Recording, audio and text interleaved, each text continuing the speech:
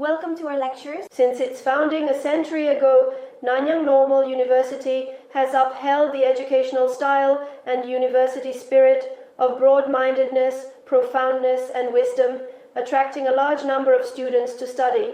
Here we have gained knowledge and realized our dreams. So how can we, in the process of our growth, face life's challenges with a positive and optimistic attitude, determine the direction of our lives, and live a meaningful life? Today, we are honored to have invited the eminent Tibetan Buddhist master, Khenpo Sodargye, to give us a lecture titled Mental Health and Career Planning. Next, let's first invite Professor Bao Hua from the School of Education Science to deliver a speech for everyone.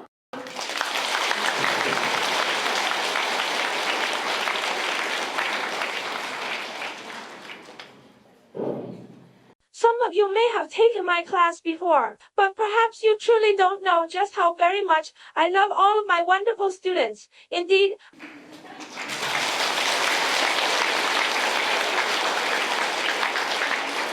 I have tried countless times to help them with reviewing, preparing for graduate school exams, finding tutoring jobs, participating in competitions, and so on, including even helping them find partners and with their relationships. But I gradually realized that these forms of help I provided could only bring them temporary benefits, and could only light up a very short stretch of their journey in life.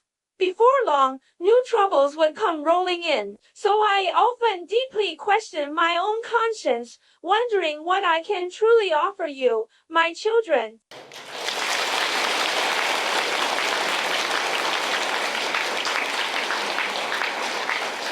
As the saying goes, giving someone gold is not as good as giving them a magic wand that turns things into gold. I especially agree with this saying. Sometimes, temporary material assistance brings benefits that are limited and insignificant. What can truly and profoundly benefit us for an entire lifetime are indeed the right life goals and deeply held values, as well as truly good lifestyles, beneficial habits, and excellent, effective study methods. Tonight, we are incredibly fortunate to have the truly great and esteemed master, Khenpo Sodargye Rinpoche, with us here. He has, through his teachings and benefiting sentient beings, already brought liberation and comfort to countless people. Tonight, with his truly profound and extensive knowledge and his very noble and admirable character, indeed, he will bring us the benefits of the Dharma. He will provide us with ultimate caring guidance for life. I hope everyone gains true benefit. Blessings to you all.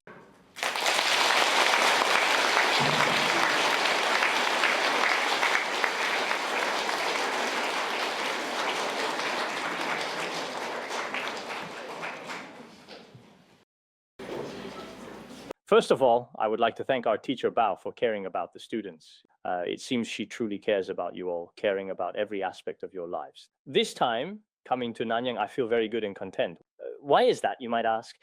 It's because long before I became a monk, back when I was still a student, I loved reading Romance of the Three Kingdoms. At that time, I greatly admired and deeply respected Zhuge Liang's profound wisdom. Some time ago, the esteemed Nanyang Normal University extended an invitation for me to give a lecture. I was actually quite busy with many commitments during this period, but then I realized this significant invitation was coming from Zhuge Liang's revered hometown. I had also heard many truly fascinating stories about him indeed before, so I became genuinely and deeply interested in this particular subject. At the very same time, it is important to acknowledge that Nanyang possesses a profoundly rich and extensive historical connection with our cherished and ancient Buddhist tradition. Perhaps some of the students here, especially those born in the 80s and 90s, may not be very clear about this.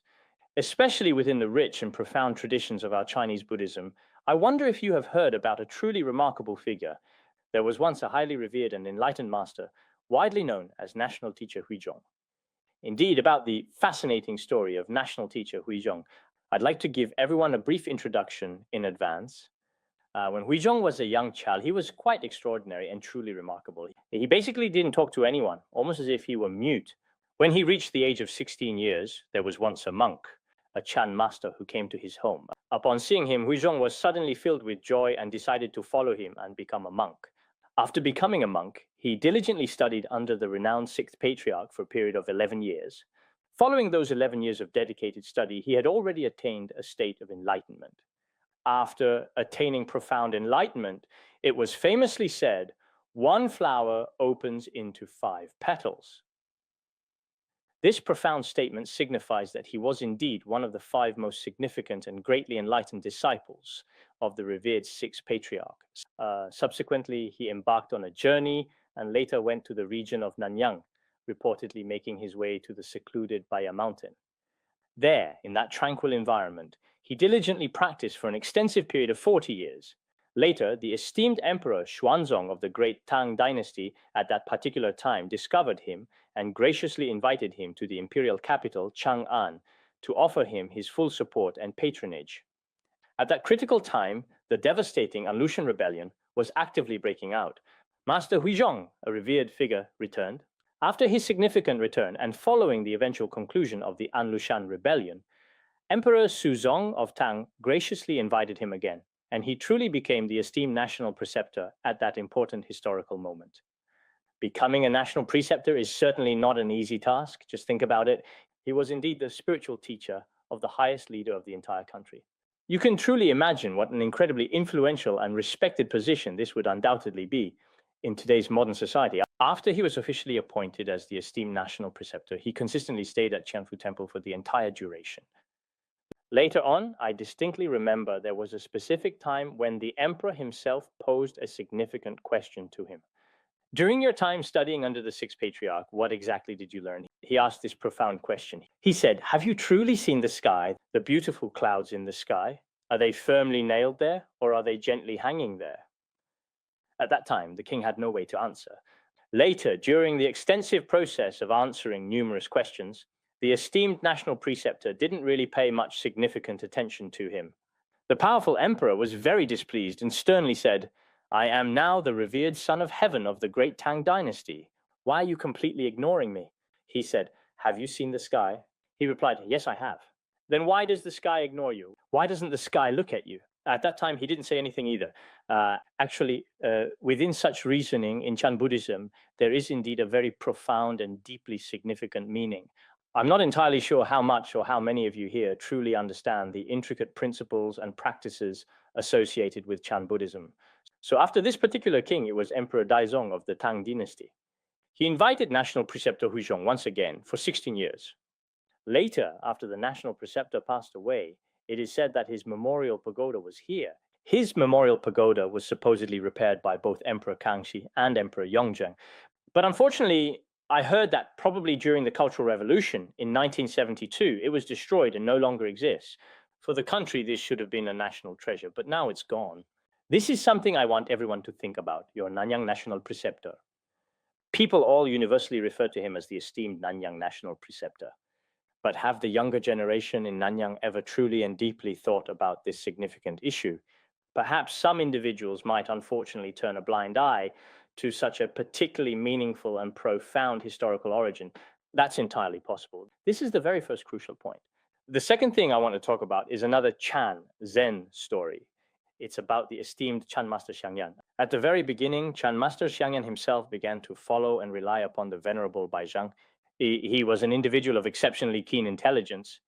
He studied all the sutras and treatises and never forgot anything. Exceptionally intelligent. Later, after Chan Master Baizhang passed away, Chan Master Weishan Lingyu, because Chan Master Baizhang was his fellow student, they both relied on him together.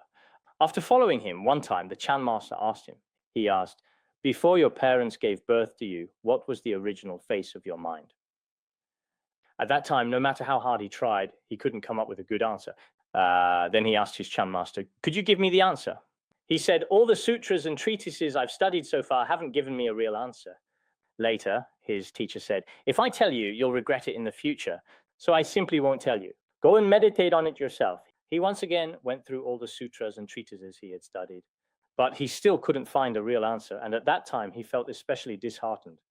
He said, "From now on, I won't study Chan anymore. I should just be a monk who eats for a living." Then he left Master Weishan and went to Nanyang. At that time, he lived at Xiangyan Temple in Nanyang, farming the land himself. Later, while he was working in his own fields, one time he started diligently digging into the ground with a sturdy hoe. And as he continued to dig deeper, he unexpectedly found a significant piece of ancient tile buried deep underground.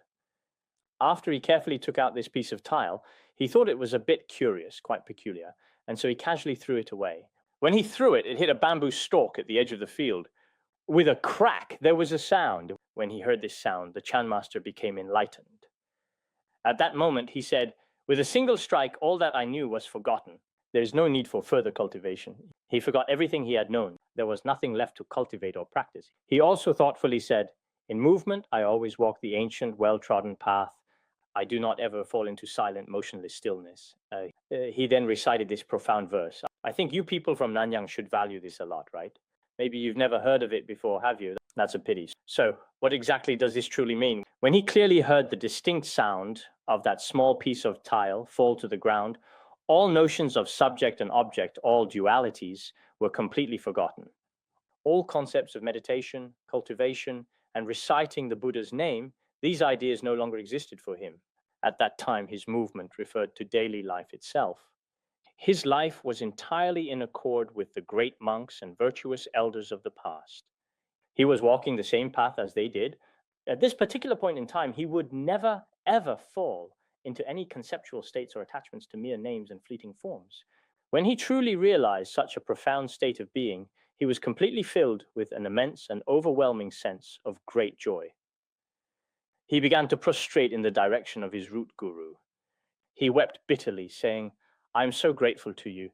If you had revealed it to me back then, if you had explained the profound content of Chan meditation to me at that particular time, the deep realization I have today would not have been possible." So he was extremely grateful for this insight. It is widely said that this esteemed Chan master's temple was officially called Xiangyan Temple.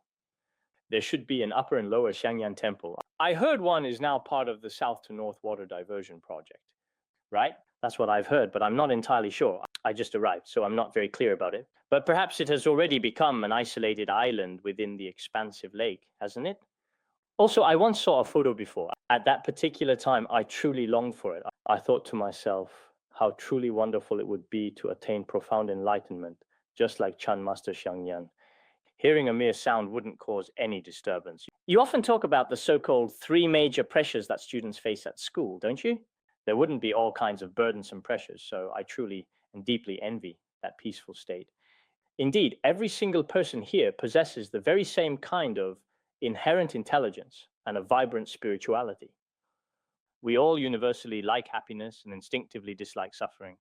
But in our complex world, it is regrettably the case that there is relatively little happiness, and suffering, you could say, makes up the majority. Precisely because of this, today we are going to have a simple lecture that is specifically mental health and career planning. As for this important planning process, I think we can carefully analyze it from several distinct aspects. The first and most crucial point is this: we absolutely need to understand the various psychological contaminations and stresses that are present in our modern society today. We should make an effort to truly get to know them and understand their perspectives. Now, among these various psychological contaminations that can affect individuals, the first and most important point I want to bring to your attention is this: college students and many intellectuals are currently operating under all kinds of significant and diverse pressures. So what kinds of pressures are they facing? As everyone knows, after getting into a prestigious university, you fulfilled a dream and you should be very happy and joyful.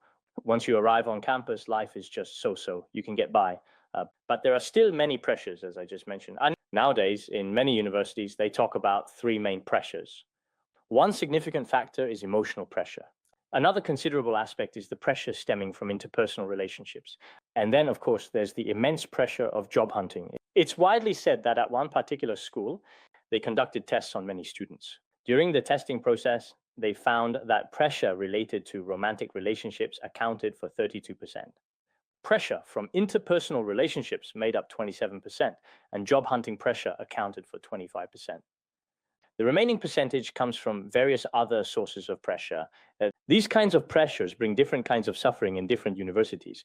Of course, regarding this particular kind of suffering, it's often said that some college students when students first enter their freshman or sophomore year, they often harbor certain aspirations and cherished ideals about their future academic journey.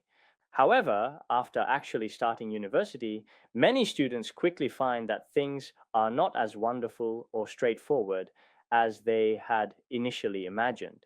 At first, on one hand, they are confronted with all kinds of significant academic troubles, challenges, and profound doubts.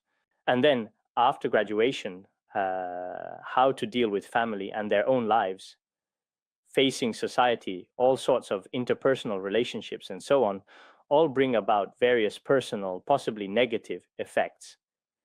Especially nowadays, many college students, even after entering university, they basically haven't acquired much substantial knowledge. Instead, it's quite possible they may have inadvertently picked up a considerable number of detrimental and undesirable habits. Back during the formative years of high school and middle school, an individual's fundamental character, their developing wisdom, and various other positive personal qualities were generally observed to be quite commendable and well established.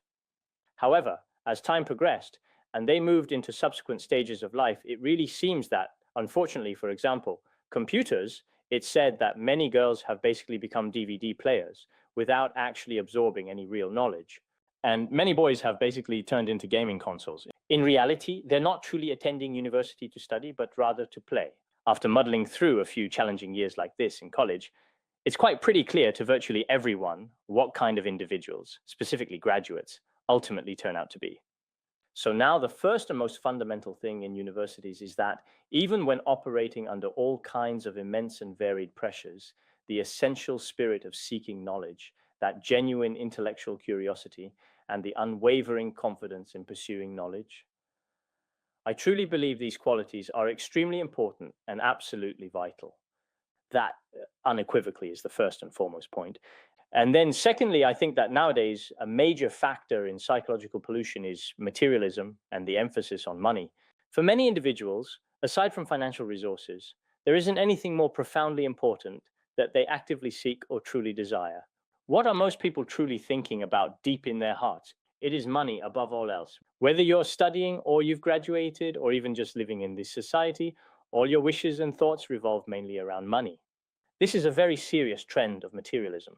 The Buddha also said in the ancient sacred sutras, the mind is led by external circumstances. The ignorant become confused. He said that if our minds are truly swayed and influenced by external wealth and material money, if we are indeed influenced by these fleeting things, then what exactly will we ultimately become in the future? We will become truly useless people. Apart from the relentless pursuit of money or the accumulation of material possessions, we will unfortunately have no other significant thoughts or aspirations. After I successfully graduate, I genuinely want to have a certain substantial amount of money, because people who always place an excessive and overwhelming emphasis on wealth and money like this. In fact, after you enter society, you often find that you can't actually get what you want. It's possible that the more you want, the less you get. As our desires grow bigger and bigger, in reality, the satisfaction we gain becomes progressively less and less. So there's a profound perspective in Buddhism that everyone should know about and consider. What kind of outlook on life should we have? We don't need to be especially extravagant or insist on having a certain amount. Actually, no matter how much money a person has, you can't really use that much. When the time comes for you to leave this world, all of that money truly becomes completely useless to you in the end. You all know that not so very long ago, the visionary Apple founder, the truly iconic Steve Jobs, when he passed away, some sources said he had 6.7 billion. But when a person leaves this world, he left in his 50s, how much can he actually take with him? Some of you might think, if I had that much money, if I can't take it with me, it doesn't matter. I'll enjoy it while I can. But in reality, you can't enjoy. At most, you buy a house, buy a car. Beyond that, there might not be. But these people are, whether it's Bill Gates or Steve Jobs, when they were actively living their daily lives, when they were still students, they truly cared the very least about making money at all. Later on, a lot of wealth just came pouring in. In the end, Steve Jobs himself said, I would never ruin my life for the sake of money. I think that's very reasonable, but nowadays, many people don't have that kind of mindset. Today, I'm not even using the Buddha's highest views or profound teachings on wealth and prosperity to talk about this particular subject. But just having a kind of delusion, just having a kind of greed, an insatiable desire, just having this kind of deeply ingrained attitude and mindset I'm truly afraid that in the future, when we inevitably face the various challenges and realities of life, we will indeed encounter very, very great difficulties. Some individuals might not even truly dare to confront life at all. Why is that, you might ask? Because even right now, in their school years, they already possess a profound sense of inferiority about themselves. They just inherently think, oh, perhaps I don't really have much of a promising future ahead of me. Maybe I won't be able to pass the exams. Even if I do pass, I might not necessarily have any money, whether it's working during the day or sleeping at night. If all your attention is focused entirely on money, then this person really doesn't have much hope left at all. Anyone who puts all their focus and attention solely on money, aside from that, there's absolutely nothing else of significance. Like, I want to give back to society. I want to be filial to my parents. I want to help others, and so on. If you don't have any thoughts like these, then that becomes the saddest thing of all. Mr. Lu Xun once wrote a profound essay called On Looking with Open Eyes. I'm quite sure everyone here has read it, haven't you? In it, he says that nowadays, when Chinese people face many issues in life and society, the first thing is that they really don't dare to face them at all. And then in the middle, they can't face them. And in the end, they just turn a blind eye. And they even feel a sense of satisfaction about it. But in reality, they're falling into degeneration every day, and yet they think it's something to be proud of. These words are something that some scholars and wise people might find worth exploring in detail for their deeper meaning.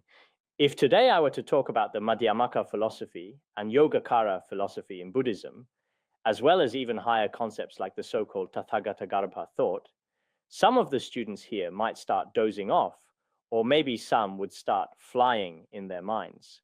If some of you can't afford to fly, maybe you take the train instead. It's possible. But what I think is the words of some wise people in the world are indeed worth exploring.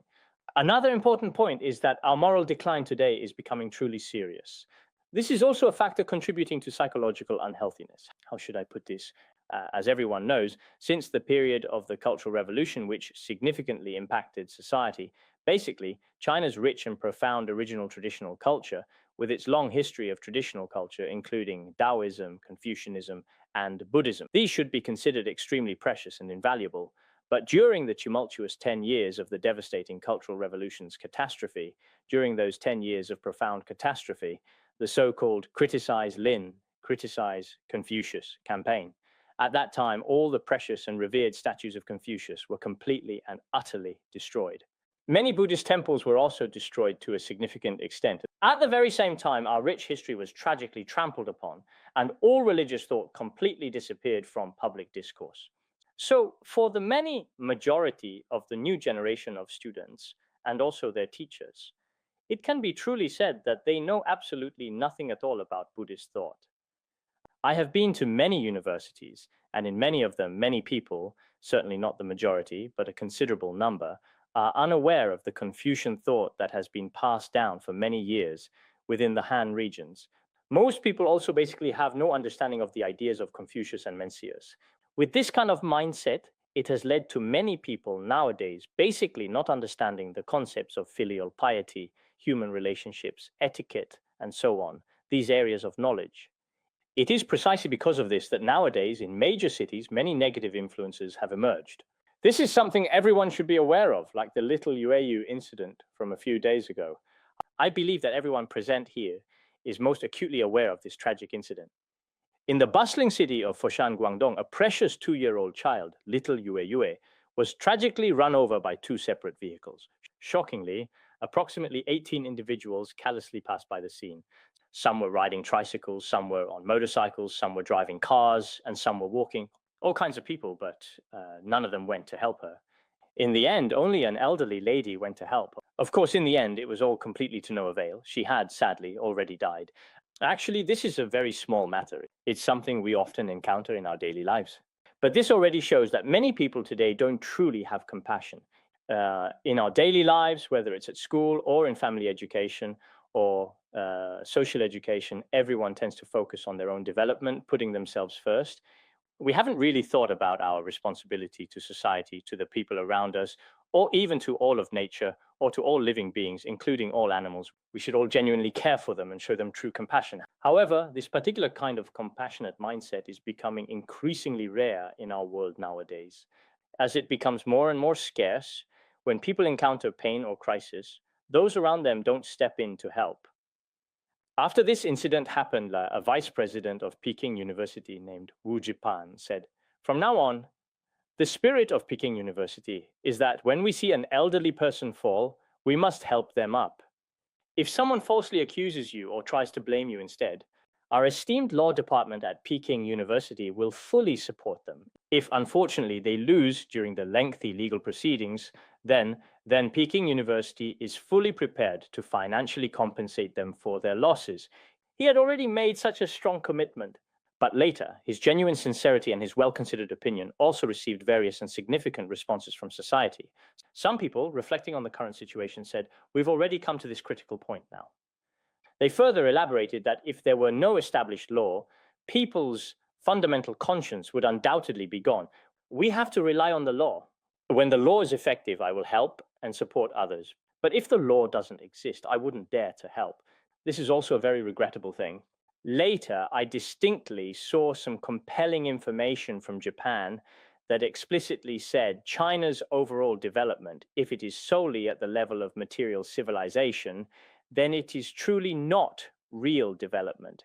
It must first fundamentally shift its focus to spiritual civilization. As for spiritual civilization, now everyone knows that throughout all our subjects, from elementary school, middle school to university, how much of our education teaches us how to conduct ourselves, how to interact with others, respect the elderly, and care for one another? How much of this kind of educational philosophy do we actually have? Previously, another professor from Peking University also mentioned at a forum that our current educational reform efforts are not proving to be very successful. Why exactly is that the case? Because it doesn't adequately include much moral education. But without moral education, even if you are a university student, it may not make a difference. When you enter society, your diploma may be excellent, and in university, your academic performance and all aspects are excellent. But can just having a good score really make a difference? I'm afraid it can't. So for many people here, the question of how to be a good person, I think this is an extremely important consideration. In the past, many things that the older generation said weren't taught much in school, but were instead taught more at home. In fact, parents at home should be considered the first teachers. Our home should be the first school. You could say that parents have also served as dedicated homeroom teachers, diligent class monitors, and our esteemed teachers. But some parents nowadays basically have no time to properly teach you how to follow important rules, or the principles of how to conduct yourself. They basically don't teach these things at all. They just pay your tuition, just send you to school, and never really truly teach you much of anything. So when you go straight into society, why is it that nowadays so many college students, so many intellectuals, so easily resort to suicide or develop debilitating schizophrenia or have severe mental breakdowns already on the very verge of complete collapse? Why is that exactly? It's really because of a lack of moral education, simply a lack of inner cultivation. When we as people merely pursue external desires and lack the ability to control ourselves internally, no matter who the person is, they will degenerate. They will suffer greatly. They will feel quite uneasy. They will be utterly unable to cope with the various complex phenomena of modern society. So I think this is actually a very simple matter. Also, some time ago, there was a news report that said 1.3 billion people couldn't help an elderly person up. China has over 1.3 billion people this year. But when an elderly person fell in a city, it was about 1 hour, there were thousands of onlookers, but no one helped him up. In the end, the elderly man suffocated to death. He was 88 years old. Later, it seems that many people had different opinions about this incident. Out of 1.3 billion people, not a single one helped the elderly man up. Why is that? Because bystanders are afraid. Why is that? Because in many previous news stories, if a young child helped an elderly person up, then even if it wasn't the child's fault, even if they didn't cause the accident, when it came to court, the child would be made to pay compensation. This kind of thing has happened. So now no one wants to get involved. Regarding this matter, a professor from Tsinghua University named Ding Zhaolin, he is a researcher in international communication and also from the School of Continuing Education. He once said, 1.3 billion people can't help up a single elderly person. This is our sorrow. He said, if I may use a somewhat inappropriate phrase, the Chinese nation has now reached its most immoral moment. In the past, the national anthem said, when the Chinese nation faces its most dangerous moment, everyone must stand up. But what is it actually like now? This isn't actually something I said. It's what Professor Ding indeed said. He said, this is our profound and collective sorrow. In other words, in the face of such truly terrible, widespread, and deeply ingrained indifference, we are all failures. I think many of the distinguished and highly respected scholars who are present here today, of course, speaking specifically of the historical and cultural context of Henan province, this normal university is a place where many talented people hope to realize their dreams.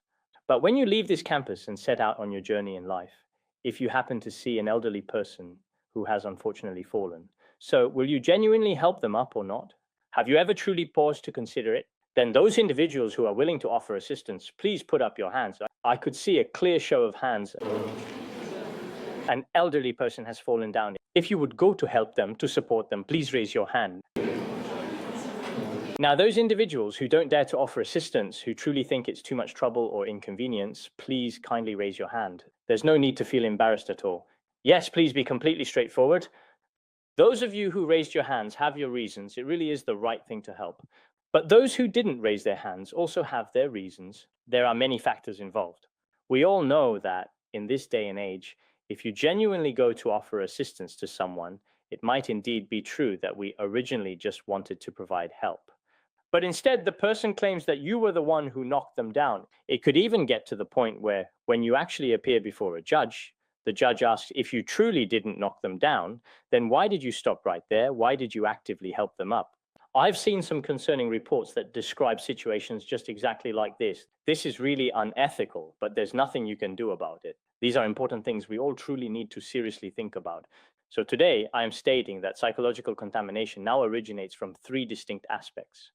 One is significant pressure, another is the increasingly serious worship of money, and the third is the concerning phenomenon of our declining morality. Based on these three important aspects, I would like to offer some valuable suggestions for your careful reference. But just having a suggestion isn't enough. So how exactly do we effectively solve this significant problem?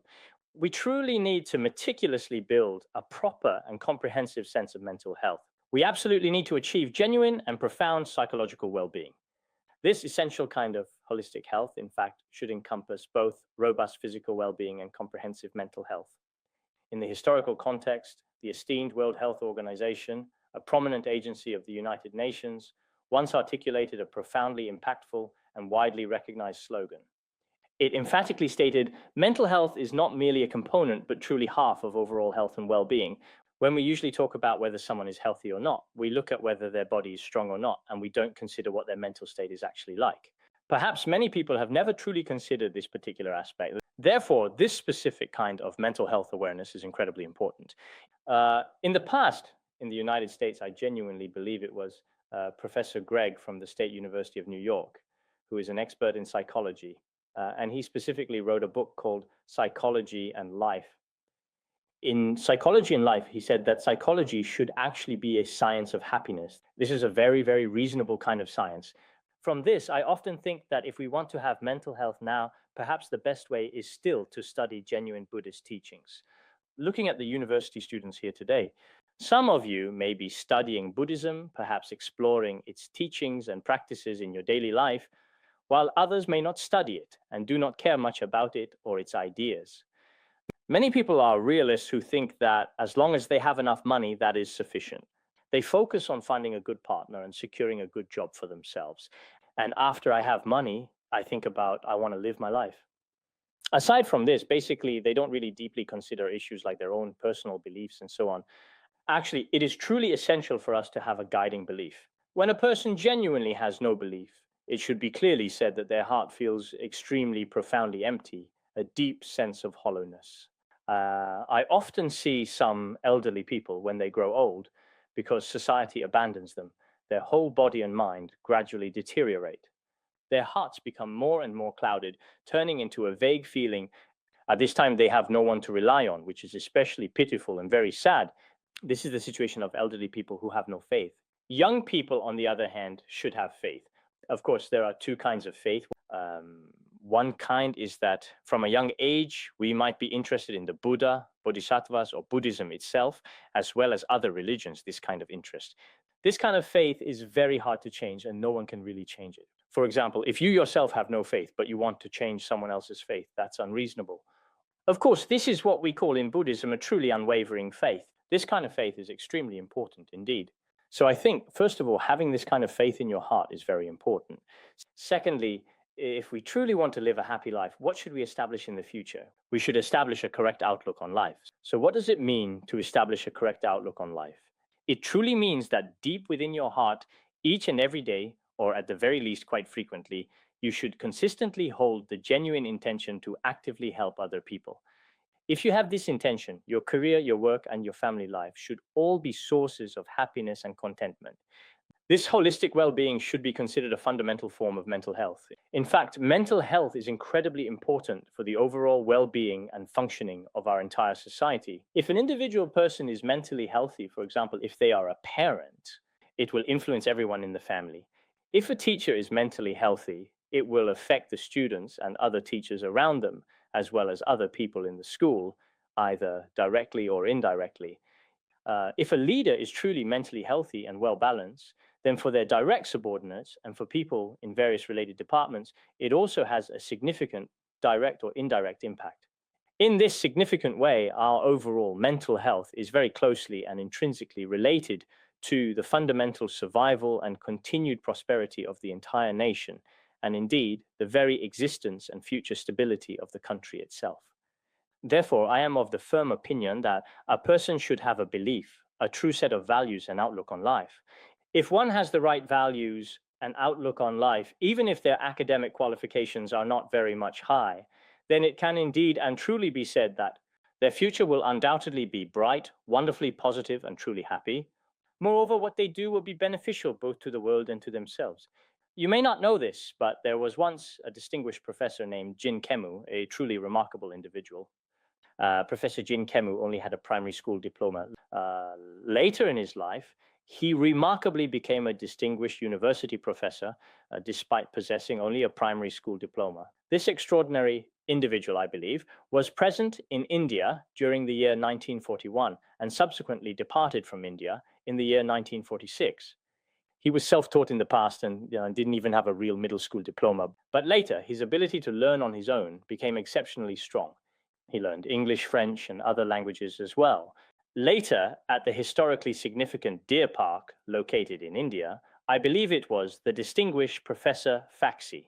Professor Faxi, a highly esteemed academic, was notably invited to be a professor at two prestigious academic institutions, both the renowned Harvard University and the equally esteemed Leningrad University.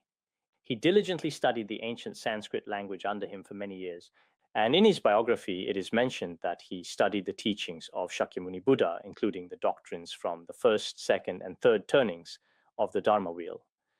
Later, he taught at Wuhan University and subsequently at the prestigious Peking University. I think that for some people, academic degrees may not necessarily play a significant role. To be completely honest, if we genuinely establish a truly correct and well-founded outlook on life, then your academic degree, perhaps in today's complex society, especially if you aspire to take certain professional examinations, you will undoubtedly need it. But if you are truly not a good person, even within a particular department, after just a couple of days or some significant amount of time, perhaps no one will really need you anymore. So this is a truly very real and indeed a very crucial issue. Everyone should mentally prepare for this important matter in advance. What kind of preparation should we make? This is how I see it. We should always have an attitude of truly going with the flow. In Buddhism, we often say, go with the flow. But what exactly does that truly mean? I'm not talking about a passive kind of acceptance. Instead, it should be an active and engaged mindset. If I don't put in any effort, am not diligent, and don't value anything, if I just simply drift through life carelessly and indifferently, then that's not going with the flow. That's being passive. But everything that we do should always come from a truly positive and genuinely proactive mindset.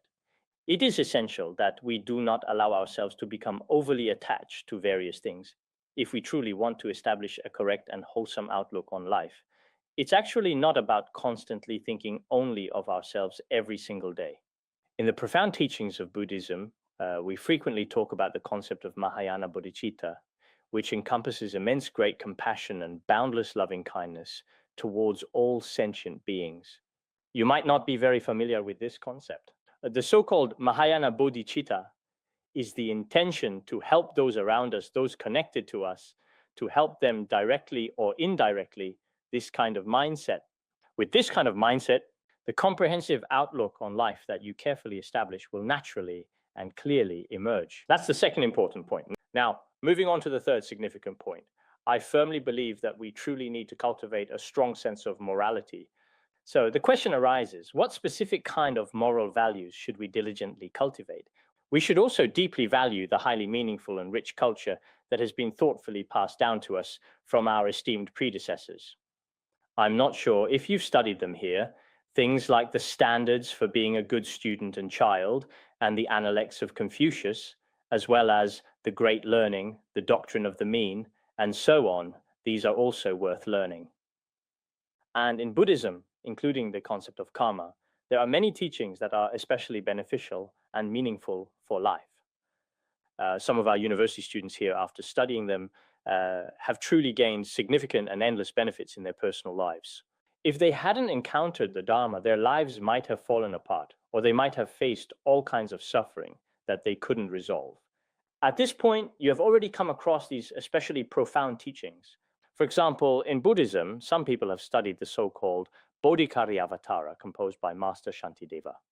This Bodhicariyavatara, after studying it from beginning to end once, your entire life will be completely transformed. This is a particular kind of moral perspective. With this understanding, an altruistic and compassionate mind will naturally arise. This particular situation often vividly reminds me of a fascinating story about someone truly remarkable from the distant past. There was a young man who once took a memorable train journey from the vast country of India all the way to the bustling city of Mumbai. As he was in the process of boarding the train, he had just managed to step inside when the door immediately and quite suddenly closed. At the moment the door sealed shut, one of his feet was still precariously positioned outside. As a result, one of his shoes fell onto the platform beside the train. At that moment, the train started moving forward. At this point, the young man took off his other shoe and then threw it right out the open window, letting it fall onto the cold, hard platform below. The people nearby were very curious and asked him, "Why did you do that?" He said, one of my shoes, unfortunately, slipped and fell to the ground below. Since it fell there, perhaps a less fortunate or poor person will discover and find it. If a poor person finds this single shoe, I sincerely hope that he can eventually acquire and have the entire complete pair of shoes. On the surface, this seems like a very trivial act. But in reality, this is an action of India's greatest and most revered saint, Mahatma Gandhi.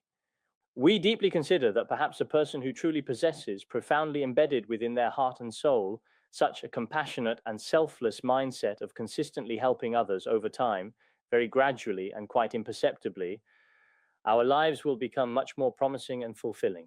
If, when you venture out into the wider world, you are entirely selfish and solely focused on your own self-praise, then, when you eventually enter into society, perhaps at first some individuals will indeed welcome you, but gradually, in the end, you will inevitably only bring profound hardship and significant difficulties upon yourself. This serves as a crucial and deeply meaningful warning that I believe is exceptionally useful and highly relevant for each and every one of you. I sincerely hope that throughout your entire future life, you will consistently and wholeheartedly maintain a compassionate heart that genuinely desires to actively help and support others in need. At this particular point in time, some people might reasonably ask, after all, just now when we raised our hands, someone mentioned the Xiao Yue incident, where an elderly person or a child unexpectedly collapses on the street. Some people say you should help them, others say you shouldn't. What do I personally think? I firmly believe that you must help. But if, in the process of helping, I am falsely accused by others, maybe I would even have to go to court with them. If that unfortunate person dies, I might even have to pay with my very own life for it. If he doesn't die, perhaps I'll have to pay all of his extensive hospital bills. So what exactly should we do in this difficult situation? Actually, from the profound perspective of human conscience, it's absolutely worth it. If we have absolutely no conscience at all, then it truly doesn't matter. When we are entirely self-centered, none of this truly matters. But if we act according to our inner conscience, the conscience of all humanity, from this broader perspective, it should indeed be truly worth it. I distinctly recall that previously the greatest American president, Franklin Delano Roosevelt, once experienced an incident where a burglar managed to break into his residence.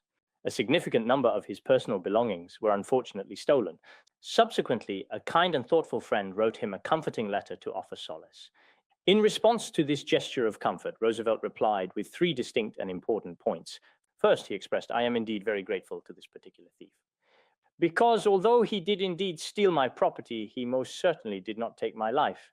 He had no intention to kill me. He didn't steal my life." That's the very first important point. Secondly, he also said, "I am truly very grateful to him. This is because he only stole a portion of my valuable property, not absolutely all of it. That is the second significant reason I am indeed grateful." Third, he said, "I am once again very grateful to him, because the thief is him, not me." The most important point is at the end. It's him, not me. Now, in this society, of course, if we analyze it specifically, there may also be many complicated issues involved in this situation. Why are some people now afraid to offer their help to her? One reason is some very annoying news media nowadays. In order to truly attract a great deal of public attention, they frequently report all kinds of sensational things that don't actually make much logical sense.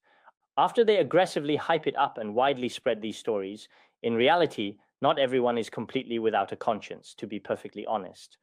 Perhaps when people encountered Xiao Yueyue at that time, those individuals nearby were. However, some journalists and various media outlets insist on constantly hyping up this issue to achieve certain specific goals. As a direct result, people often develop a kind of strong aversion. They consistently have a mindset of carefully keeping their distance. This is certainly one significant reason. Another important reason is that no matter what the circumstances, people who diligently study Buddhism, especially those who study Mahayana Buddhism, they will definitely help. If someone is just pretending or is not a true Buddhist, they might not help. But if they are truly conscientious, they will help. I think in our Tibetan region, the situation hasn't become that serious yet.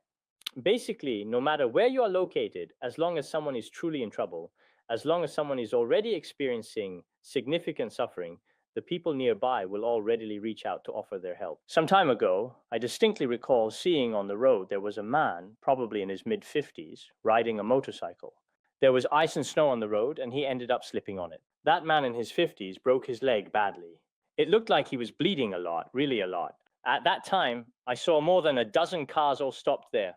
Everyone went to get ready to help. Actually, there was no need for more than a dozen cars. Just 1 or 2 would have been enough. But none of them left. They all got out of their cars.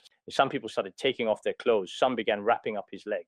Because it was still about 20 kilometers to the hospital, some people offered their cars since he had been riding a motorcycle. I saw this with my own eyes at the time. If the Xiao Yueyue incident had happened in Tibet, it wouldn't have reached that level. Why is that? Because they truly have a kind of faith in their hearts. Actually, many of you young people might not yet fully realize just how truly precious this faith is. With unwavering faith, the significant changes in one's entire life are indeed remarkably different. If you genuinely have this kind of deep faith, then your life will indeed have a clear sense of direction in the future. It's not like we just suddenly pop up on the grass like mushrooms, where people suddenly appear and then are gone in a moment. It's not like that. In fact, a person's life has a beginning and an end. It should be said that since beginningless time, we have been cycling through this samsara. Now we have become human beings, and in the future, we will continue to drift according to our karma or attain liberation. There is very solid evidence and meaning behind this. Actually, many young people nowadays basically don't understand this. They think so-called life is just a few decades long, and apart from those decades, they hardly consider anything else. You could say it's quite short-sighted, very narrow-minded, and truly unreasonable. We should read some valuable books and see how these books actually describe our lives. In the future, our cycle in samsara is not just 1 or 2 lifetimes. Right now, we absolutely must not commit especially serious misdeeds. If we do commit such misdeeds, my physical eyes may not see the consequences, but in actual fact, I will most definitely experience them in my future lives. However, it's entirely understandable that many people simply do not comprehend this. Not to mention that even some highly educated individuals nowadays still do not fully grasp this concept. This is still somewhat understandable because, after all, we are indeed university students. As university students, in theory, our level of knowledge should be higher than that of ordinary farmers or herders. if they don't understand the truths of life or the principle that good is rewarded with good and evil with evil, or if they truly don't fully understand some fundamental truths about all things in this wide world, after all, they haven't received such formal and comprehensive education. But for many of us, the teaching and learning environment, including some teachers, doesn't necessarily mean understanding either. I've personally observed some university teachers who genuinely care deeply about the well-being of their students. But there are also some teachers who basically just finish teaching their regularly scheduled classes for the day, and beyond that, perhaps don't do much else. As a result, university life is very relaxed, but after entering society, people feel extremely troubled. This phenomenon probably exists everywhere nowadays. So I think we need to establish this kind of outlook on life. This is indeed very necessary and absolutely crucial. And furthermore, there is another significant point that we genuinely need to address. We specifically need to talk about achieving success in one's professional career path. As I mentioned earlier, your career success mainly depends on truly having a strong belief or unwavering faith in yourself and your abilities. I'm not advocating that everyone absolutely must convert to Buddhism or take refuge in the profound Dharma. That's certainly not the case, but I do strongly suggest that if you have the right karmic roots and are interested in this area, you should study and learn about it. If you study the Dharma, I believe the value you gain from it will far exceed that of money. Why is that? Because for more than 2,500 years, it has been the true spiritual essence and crystallization of humanity's wisdom. Countless scholars and people today have gained real benefits in their lives from it. If our hearts do not receive true benefit, I'm afraid that simply relying on money and wealth on the surface, or trying to satisfy happiness with worldly emotions and so on, will truly probably be quite very difficult indeed. Some of you may be very eager for the life that awaits you in the future. You think it will be wonderful and joyful, but when you actually get there, you might find yourself especially nostalgic for your student days. Why is that? Because life there is considerably more complicated, significantly more troublesome, and undeniably more painful. There are even many more profound and challenging problems to face than ever before. The renowned and influential Swiss psychiatrist Carl Jung, he specifically wrote a book called, in his significant work, Modern Man in Search of a Soul. Carl Jung mentioned that we, as human beings, truly need to learn and understand a particular kind of religion or spiritual framework. He explicitly stated that indeed a truly religious life for you should be much more abundant, significantly more meaningful, and considerably more valuable for everyone involved. And indeed, a life without religion is very empty, pale, powerless, and chaotic. You could say this, in every big city nowadays, how many people are there? So many. But how many people truly, from the bottom of their hearts, have something reliable to truly rely on, have a genuine sense of belonging? You could truly say that they are extremely few in number, as rare as the mythical phoenix feathers and the elusive unicorn horns, indeed, truly scarce. Sometimes when I often go to big bustling cities, there are truly crowds of people, an endless stream. At such times, I have a certain profound feeling myself. What kind of feeling is it precisely? It's a deep sense of sadness. These individuals are truly very pitiable. They only care about the immediate money in front of them and the fleeting, transient physical pleasures of the present moment, or simply the overwhelming desire for mere cash, and absolutely nothing more than that.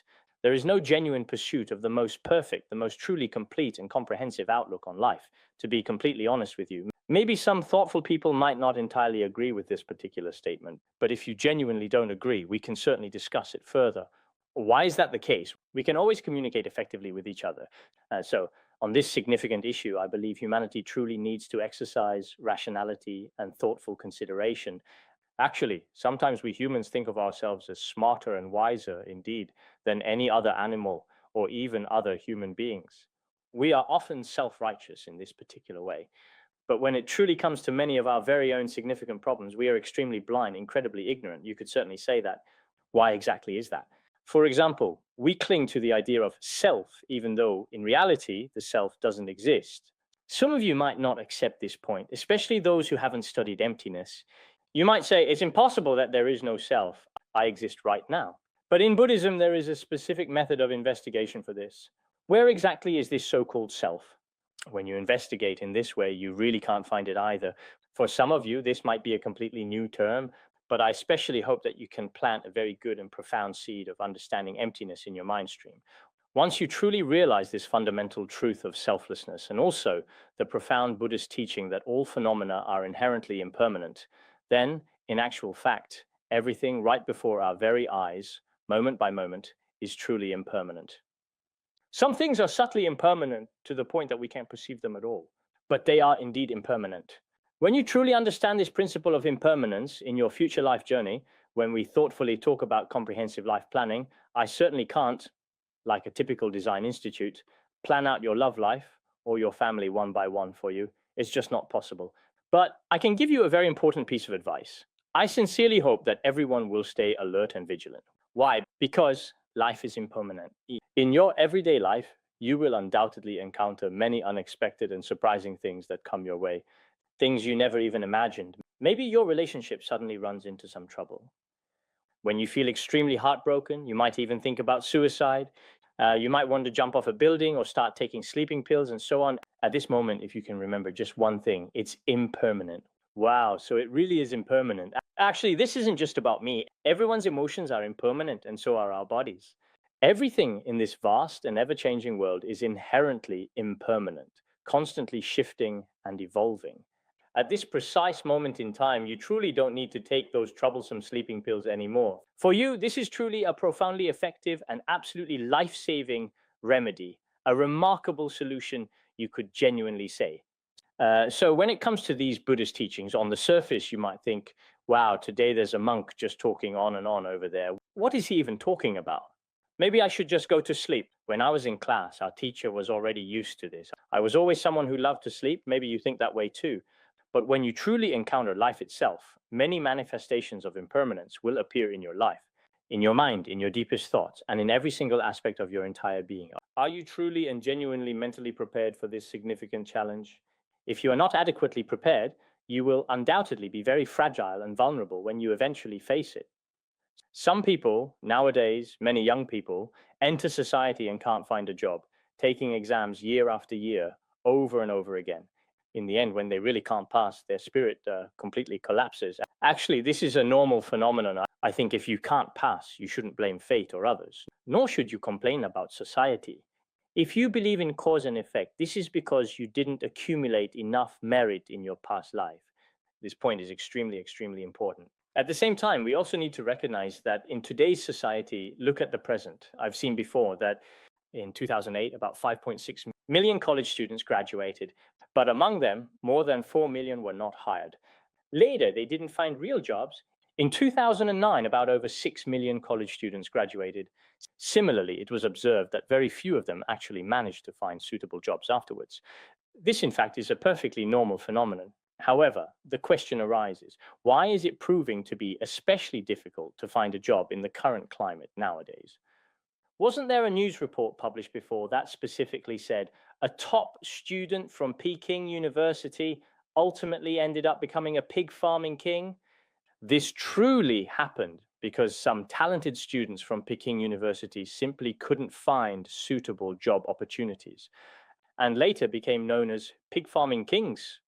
There are such stories. It seems like last year, or maybe somewhere else, about 46 college graduates in Suzhou specifically competed for janitorial jobs cleaning toilets. This was also reported in a public news story. So now you shouldn't think that, wow, I can't get into college. Why is it like this? It's really, truly nothing, especially if we are indeed Buddhists. And especially if we've done even a little bit of practice. We tend to see through a lot of the unfairness and many problems in life, and we should be able to see them very clearly. There are truly many causes and conditions involved. These causes and conditions are related to our present life, to our deeply past lives, and also to our truly future lives as well. If we understand the various aspects of these issues, not only will it absolutely not diminish your inherent courage and inner strength in life, but on the contrary, it should genuinely bring forth even more profound, truly authentic, and wonderfully enriching benefits in every single aspect of your existence in the foreseeable future. Therefore, we should frequently and deeply reflect, asking ourselves if we truly possess and maintain a correct, insightful, and beneficial perspective on these matters. Then everything can be made right. There is a famous book in China called The Record of the Mirror of the Teachings. Zongjing Lu, which says, if the mind is truly upright, then all phenomena are upright. If the mind is crooked, all phenomena are crooked as well. If your mind is truly upright, then all of your circumstances will certainly be set right.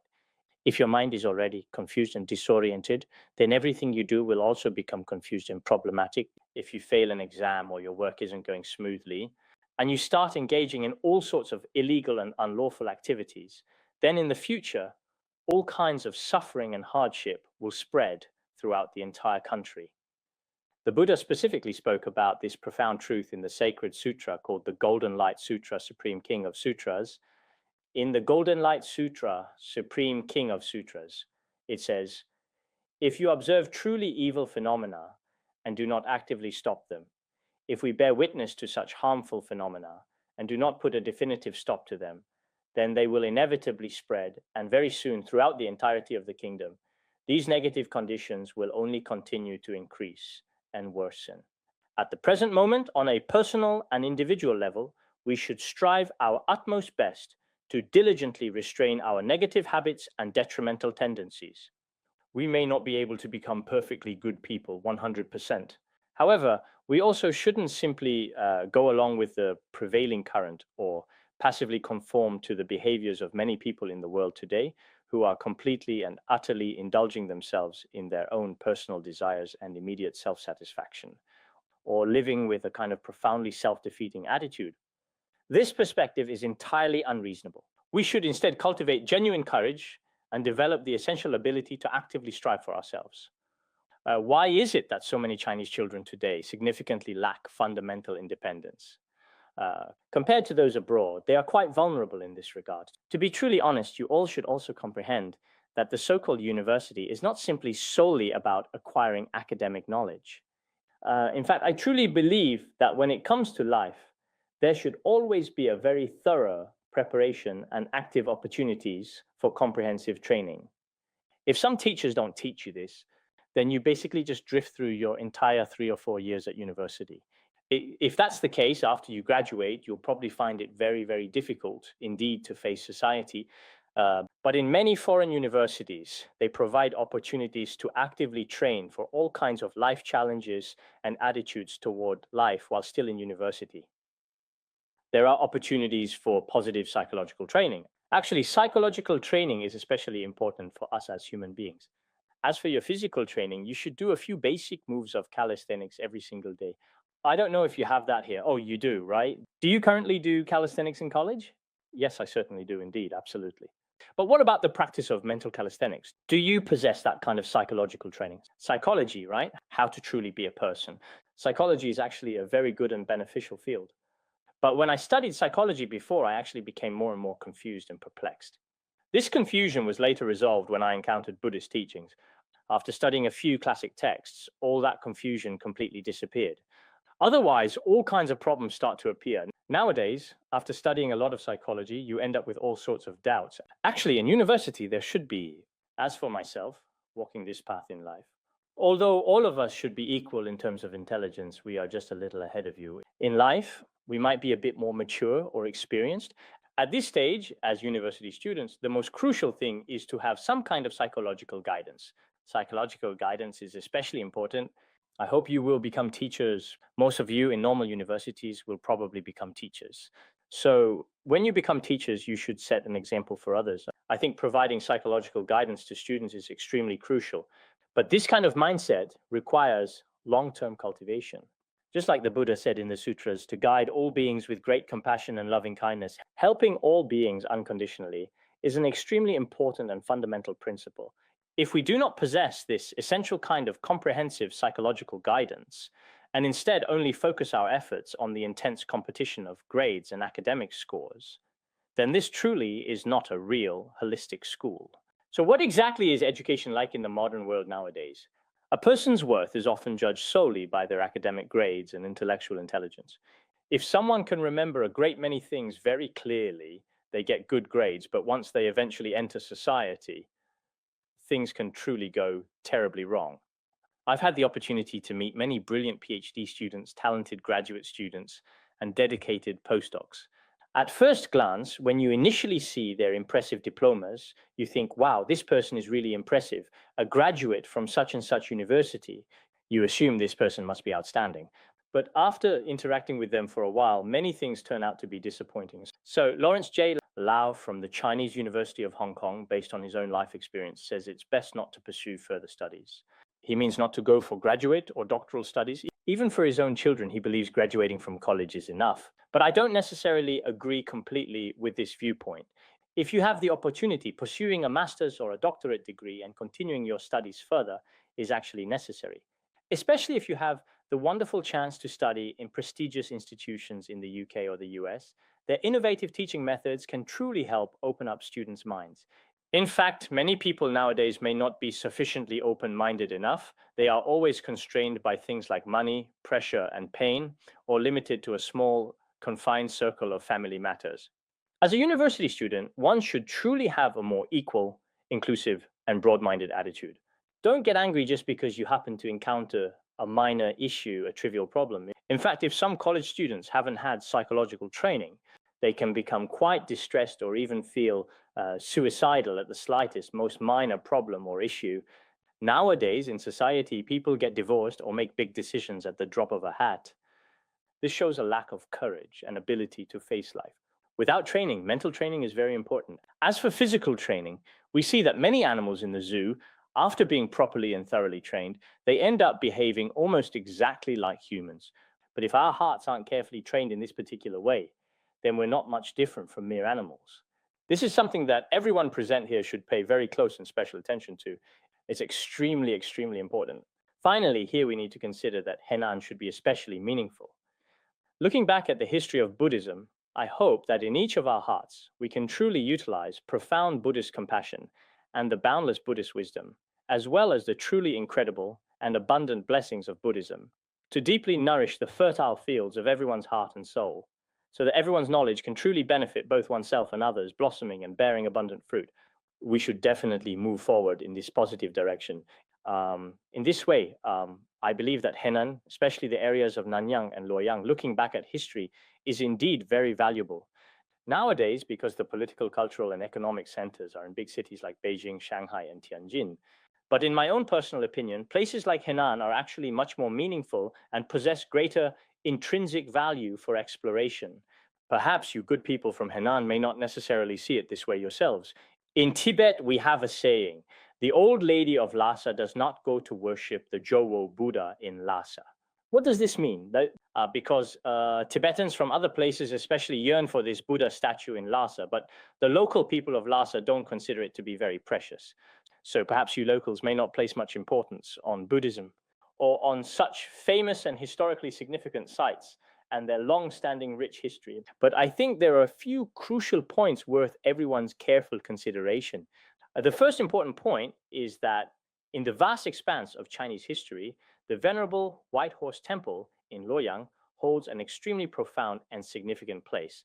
I think everyone present here should be acutely aware that this is not just a mere matter of words, but a deeply rooted historical fact. At that time, the emperor was Emperor Ming of Han. Emperor Ming of Han had a very incredible connection with Buddhism. There was a truly inconceivable karmic connection. One night in the year 64 AD, Emperor Ming of Han had a dream. In this dream, he saw a golden figure shining brilliantly. The golden figure began to radiate light all around and descended into his palace. The next day, he gathered all his ministers together. He thoroughly explained this important matter, and later, a very clever minister then said, "This must be a very auspicious sign, a karmic condition for Buddhism to come to China." It is widely said that in India there exists the revered Shakyamuni Buddha, and this magnificent statue should be a profound symbol and clear representation of him. After that, Emperor Ming of Han immediately summoned his ministers and the prime minister and sent 18 people to India. Just think about it. At that time, transportation was not developed. For ordinary people to travel from the Han region to India, it was an incredibly arduous and exceptionally challenging journey. But the spirit of these ancient individuals is truly admirable. At that time, 18 people set out, and after 3 years, they encountered Kashyapa Matanga and Dharmaratna. These two were invited from India, bringing with them Buddha statues and scriptures, all carried on a white horse. They then arrived in Luoyang. The emperor was absolutely overjoyed and had already warmly welcomed them. It is said that from that very time on, The architectural style of Chinese imperial palaces became almost very identical to that of the ancient temples. I often think about the Palace Museum in Beijing. Why is the Forbidden City exactly the same as a temple? And why are the courtyards outside Tiananmen also painted red? There must be some historical reasons for this. At that time, Kashyapa Matanga and Dharmaratna, I've heard that their tombs still exist to this day. It was either last year or sometime recently that the President of India made a special pilgrimage there. Let me ask you, is this really the original one from before, perhaps? Has the earliest one never been destroyed? Those of you who diligently study history, do you truly know? Have you ever taken the time to respectfully go and pay your profound respects at their sacred tombs? What a profound pity it is. I sincerely hope that you will indeed go. This experience is truly something incredibly significant. Look, from the year 67 AD, starting from the Eastern Han Dynasty until now, it has such a long history. This is something worth exploring. That's one thing. Therefore, the very first temple in the Han region is the famous White Horse Temple in Luoyang, China. It's so very close to here, yet you still haven't gone to pay your respects. Of course, the White Horse Temple is impressive. Most importantly, I think these two people were great. In the Han region, that Buddhism first arrived here, and at that time, the Sutra of 42 chapters was translated. You all should know about it. Have you read it? The Sutra of 42 chapters. I hope everyone here will take a look at it. The first scripture was the Sutra of 42 chapters. This, I think, is the origin story here. There's also another very significant thing on your side. Many prominent Taoists went to Emperor Ming of Han and explicitly said that the flourishing of Buddhism here was truly unreasonable and should be completely eradicated. Later, about 690 Taoists came, all formally applying to compete with each other in a public debate. The king agreed, and after agreeing, they started with a debate. And during the debate, Taoism lost. Later, they began burning scriptures at what was called the scripture burning platform, which still exists today. When they were burning the scriptures on this platform, the Buddhist scriptures at the time, mainly the Sutra of 42 chapters, were not destroyed by the fire. This is recorded in quite a lot of historical accounts. Everyone should take a look at this as well. This is one thing. Another thing is the entire Longmen grottos at that time. This is also something I often think about. Why did people in ancient times do so many meaningful things for people in the future? Every single time I visit some beautiful temples, every single time I visit some popular tourist attractions, although people today have extremely advanced technology and very good economic conditions, people are constantly developing. What exactly are we developing? We are developing our farmland, developing our resources. Like in the United States and Japan, many of them, some time ago, during our university summer camp, many college students were saying that the United States and Japan are very smart. They have always protected all their underground mineral resources and do not allow them to be exploited.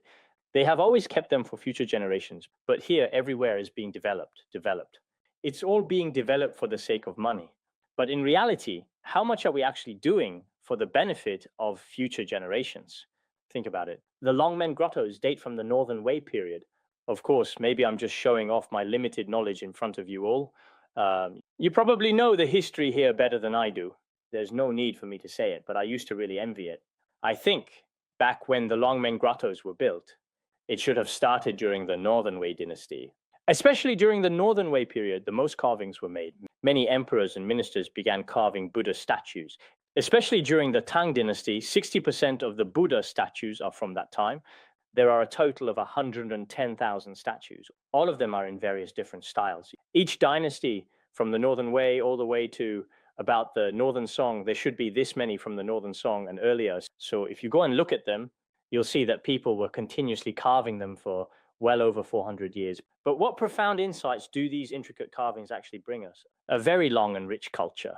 People from both inside and outside the country, people from all over the world, go there to pay their respects. On one hand, some people who may not fully understand the true meaning just simply take photos. But in reality, if you really think about it, the profound thoughts and enduring spirit of the ancients, the many invaluable benefits the ancients meticulously left for the future, are truly and utterly incredible to behold. Do we have anything quite like this in our contemporary world now? These are all significant things that I frequently think about and deeply consider when it comes to the rich history of Henan. Here, there is a truly inseparable connection that exists between the profound teachings of Buddhism and the ancient culture. Of course, there are also some ancient things like dinosaur fossils and so on. These are all things you are very, very familiar with indeed. All of these truly, whether for the present or the future, are truly the heritage of humanity, a real treasure trove of human culture. I think that although people nowadays especially crave money, politics, and economics, this is indeed the kind of era we currently live in. But perhaps in the very end, this particular era will truly come to deeply value our ancient and rich culture. In short, then, our mind is extremely important. It truly plays a dominant and significant role in our lives. It truly guides us, and it profoundly shapes all of our important actions. Therefore, through today's valuable exchange, I hope it will inspire many of you students in some way. It should be said that our mind has a tremendous influence. When your mind is good, all your actions will become good.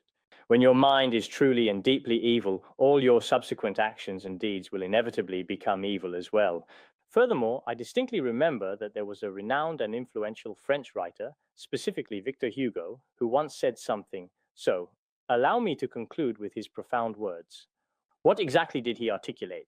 He stated, "Our very own thoughts possess the power to transform heaven itself into a desolate hell.